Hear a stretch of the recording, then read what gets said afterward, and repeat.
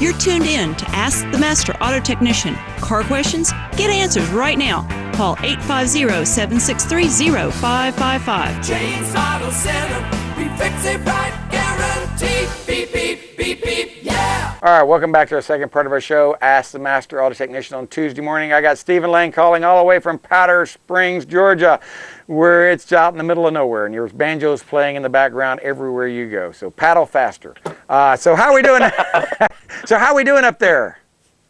Oh, God, we had a time and a half last night. Apparently, my wife decided that the second filter we have for our refrigerator doesn't need to be there because the refrigerator repairman said that it didn't need to be there. So she does what a lot of people do when they want to repair anything. She goes on YouTube and decides, you know what, I can do this. Okay. And about halfway through, she realizes, you know what, I can't do this, but I don't want to admit that I can't do this, and let me see if I can figure it out. And it gets worse. Oh, no. And so before I knew it, it was me and two of my neighbors trying to actually repair a water leak that happened due to the fact that she undid something that should not have been done underneath the sink. And long story short, I turned off the water last night. So I am a ghost today. Oh, no, so you have no water to take a shower this morning. Is that what you're saying? Yeah, I mean, I could turn it back on, and you know, it's a little leak. I'm just going to get a professional to handle it. Well, we have one. And, we have one calls here every Monday morning, and like I told him, I said you just never know till you need a plumber, till you need one like what you got, and a professional plumber can fix that probably in 30 minutes or less. And you, 2 days later, you're still struggling with it. You know, like myself. I am terrible when it comes to plumbing. I really, really am. But I tell you what, another thing you talk about, you buy lots of used cars. I think you told me you've gone through over 10,000 cars in the last 10, 15 years that you've reviewed, appraised or whatever. And you've made some really good choices on cars that you ended up buying. They're used and reselling them. But you've also made some terrible choices. And I mean, can we talk? Oh, yeah. Can we talk about the terrible ones? You know, because we all make mistakes that we prefer that other people don't make if we can get away with it. So what's some good advice you might say not to buy or to avoid for the do-it-yourselfer out there or the guy that's wanting to buy a used car? What are some of the things that you knew better but you did it anyway, so to speak? Well, I'll give you a classic example. Everybody at some point in their lives falls in love with a Volkswagen, and I ended up getting a Volkswagen Beetle with a 1.8-liter turbo that it was almost like Christine. It was possessed. Whenever I turned the key, it was just like, okay, what part of the Christmas tree is going to light up on the dashboard? It was just a complete rolling turd. And long story short, I lost nearly $2,000 on that vehicle because the turbo blew, and then there were electrical issues, and then because it had been sitting so long, the door panels on the interior started to peel off, and there was no winning with that vehicle, just a breathe and lose. That's terrible. So you lost over $2,000. Now you've made some good winners out there too. What are some one? Maybe give me a one that was a winner out there that you was kind of an unexpected surprise. And you're probably going to tell me that's that $200 minivan you bought. That 1990. Well, I made a 200% return on it, but in the end, I made $600. It wasn't too bad. The best win I have had as of late was an Infinity Q45, and it was one of those weird hidden where the aim taps the deal, where it was at a CarMax auction, and they had all this wiring that was in the trunk. Yeah. And so when buyers would come to inspect the vehicle, they would see all this wiring, they'd get scared, and they say to themselves, I'm not going to touch this thing with a 30-foot pole. All right. And I ended up buying it for, I guess it probably was about $7,000 under what CarMax had bought it for. I bought it for $23,600. Okay. And I ended up selling it. This was back in 2004. I sold it for $32,500. Wow, that was a good profit. Oh yes, and the person who bought it, his brother does these voiceovers at National Public Radio. He's the one guy who can do 1,000 different voices. He can do a sparrow. He can do a fireplace. He can do a train. And he came in, he flew in, and he had not only the wrong name on the certified check, but also the wrong amount as well. He had $2,000 too much. Ooh. So I ended up trying to find some type of bank that was open on a Saturday. that could handle this. And thankfully, I found one with like 10 minutes left before they were closing, and I got them out. You know, got the money that I needed, got the vehicle out, and I was happy as a clam. Now, speaking of that, you just mentioned something. We have all these people that have these scams that they put on the internet. I have someone puts a used car on Craigslist, and all of a sudden they get someone to call them up. Hey, I'm interested in buying your car. I'm going to send you a certified check for whatever, and you end up finding out the check's too much or whatever, kind of like what you're talking about, and the bank cashes it, and the next thing you know, they got the car, you got a check that's worthless. And is there anything, do you know what I'm talking about, Stephen? Can you kind of Oh, yes. tell my listening audience about this, how to avoid something like this? Well, long story short, anybody who wants to buy a car that's sight unseen is pretty much going to be a scammer. Okay. And you don't have the fountain of eternal automotive happiness. Although you may have liked the vehicle for a long time, people who are going to buy the vehicle are going to actually show up.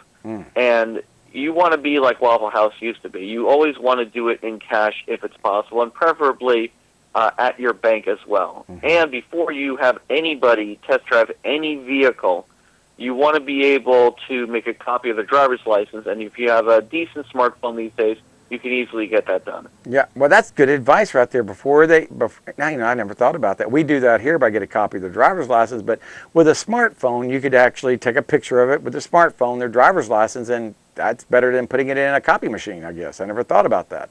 But that would be a good way of doing it. But you also want to make sure they have insurance, I guess, on the car, and you want to make sure that they have a valid driver's license.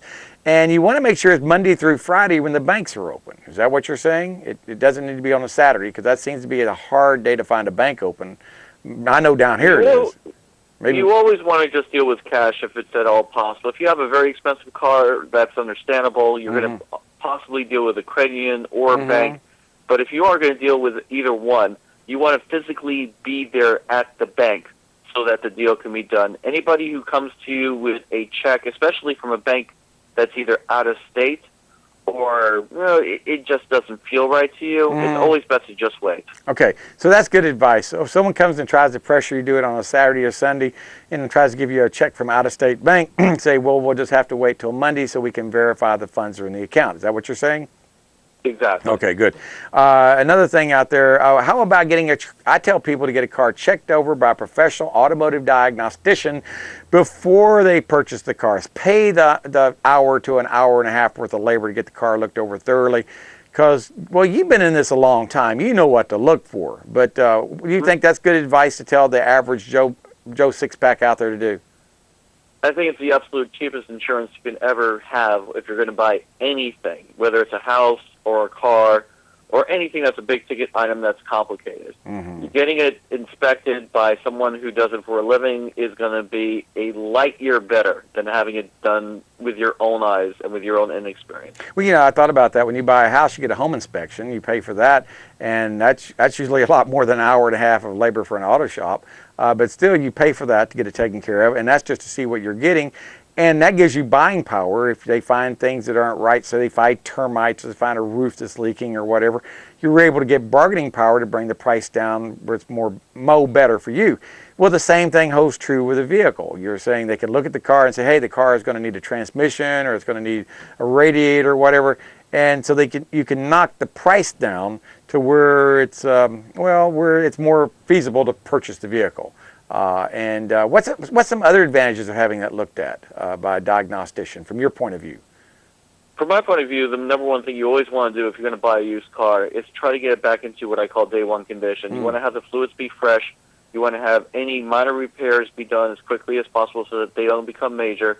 And you want to be able to make that car endure. And so if you're going to bring it to somebody who actually knows what they're doing and makes a living out of it, makes a career out of it, you're going to be far ahead of 90+% of the buyers out there. That's so true. Okay, now one of the things we were talking about, we got about another 3 minutes here. We were talking about fluids.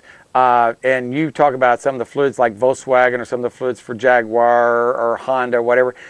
Some of them are pretty expensive. They're proprietary. You have to buy fluids for that vehicle. Like Honda, you've got to put Honda fluid in it because you know what happens if you don't.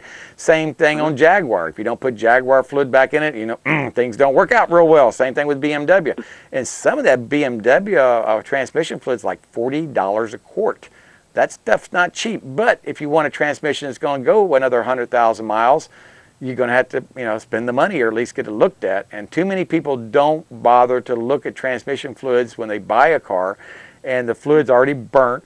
And like a Jaguar or an Audi, we're talking, or BMW, we're talking $7,000 to $10,000 for a transmission. And fluids may be expensive, but it's a lot cheaper to change the fluids than it is to change that transmission. I've always looked at it this way. If you have an investment, you're going to get a little level of dividends with it. Mm-hmm. And you have a question as to whether you want that investment to get bigger and better over the course of years, or whether you want to get a better return.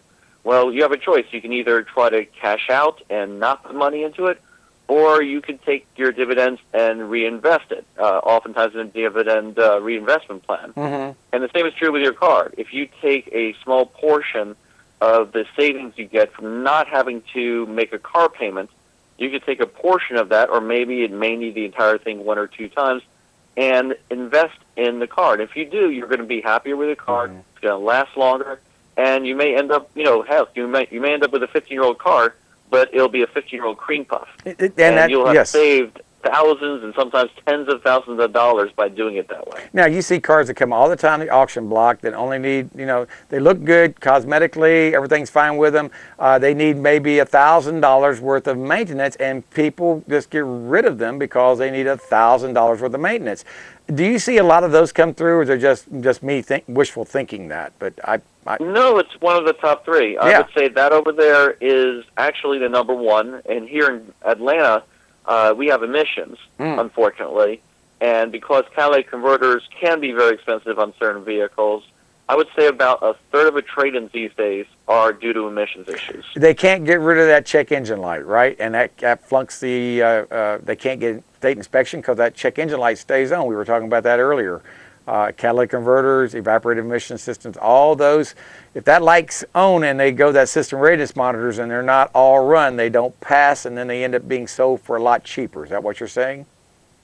Exactly. They get sold in places that don't have emissions, and sometimes it's not that big of a deal. You're just going to have greater consumption of gasoline in the case of a failed catalytic converter in most cases. But with a lot of these newer cars, it can complicate other systems within the car and be a catastrophe. Stephen, you're right about that. It's unfortunately one of the rolling time bombs that we have to deal with in this day and age. But, most cars these days are designed to last well over a decade. That's so true. And we're still way ahead of the curve when it comes to buying things that can actually endure in terms of automobiles. Well, that's good advice out there. So buying a car that's 3 or 4 years old is not a bad idea, right? No, not at all. The older, the better it was taken care of, the better off you may be in the end. You always want to figure out what the weaknesses are of that particular vehicle first. If you go to enthusiast forums, if you ask a mechanic who's been doing it for a long period of time, they can actually give you some guidance. Now, if people want to buy a car from you or ask about a car, do you have a phone number or website they can go to? Sure. I'm as far away from Florida right now as I guess you guys are from Louisiana, but let me go ahead and give it to you. Please. I'm at 770-262-9880. And to make life even easier, just say carselect@gmail.com, and you can always see me email me directly, and I'm always at carselect@gmail.com. And the best part of it is sometimes you get cars in there and you post it and people like it. They can say, I want to buy this car, send you a deposit, and then come up there within 48 hours to look at it and buy it, correct?